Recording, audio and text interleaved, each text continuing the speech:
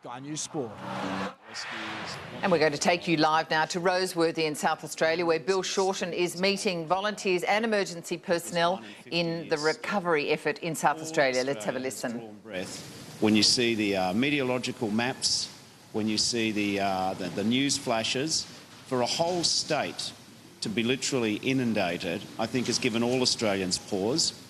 And just like bushfires, all Australians can appreciate the impact of flood. We live in a fantastic country, but the natural elements can never be taken for granted. And I think all Australians can appreciate the cost of flood damage, cleaning out houses, making sure the assets, the fences are okay. So it's a great privilege to see what Australians do under pressure, which is pull together, focus on helping each other. And again, my message to the volunteers and indeed the full-time staff in South Australia is you're doing a great job, you're modest about it, but I have to say you all make us just a little bit more proud to be Australian this morning.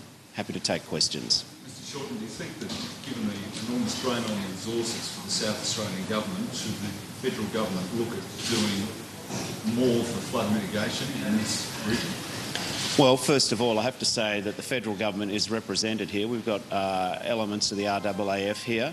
In terms of flood mitigation, I think it is a long overdue debate in this country. How do we help mitigate floods? We spend a lot of money cleaning up.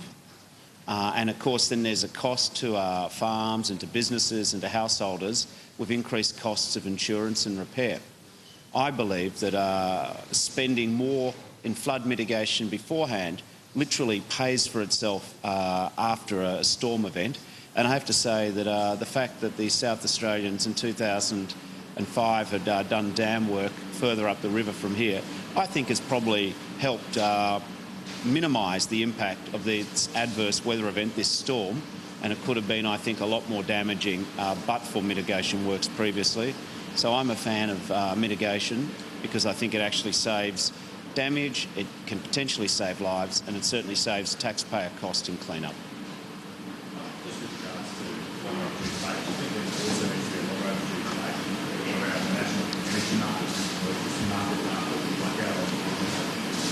Well, I've got a couple of comments on that. Yes, I do think we need to have a discussion about how we improve and formulate a national energy market, absolutely.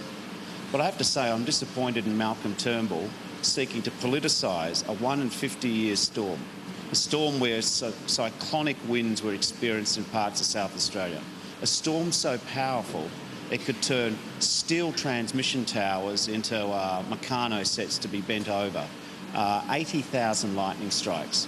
I want to say very clearly, Labor is up for a discussion about a national energy market, but do it at the right time. I think it is, Rule 101 of natural disaster is that politicians should not play politics. Playing politics and trying to blame renewable energy for the storm and the damage it caused by Malcolm Turnbull, to me, was exactly the lack of leadership, and Australians don't expect that from their leaders. There are people, as we speak, doing rescues, fixing fences, mopping out their houses. They don't need to hear politicians trying to score a cheap political point. So yes, up for a discussion on national energy market, but Malcolm Turnbull should stay out of the way of the political blame game and instead just focus on supporting the full-timers and the volunteers, the thousands of them, who are helping South Australia get through a 1 in 50-year, very significant storm. From where you sit, do you see that the mix of energy, electricity generation in South Australia, where there has been somewhat of an obsession to promote wind power, do you think we've got the mix right here? Renewable energy didn't cause the storm. Renewable energy didn't blow over 23 transmission towers. Renewable energy didn't cause 80,000 lightning strikes. Renewable energy didn't create cyclonic winds of 125 kilometres an hour. The fact is that it didn't matter how power was generated. This was a failure of the transmission systems. You could have had coal-fired, you could have had any sort of power generation. This was a catastrophic failure in the transmission systems.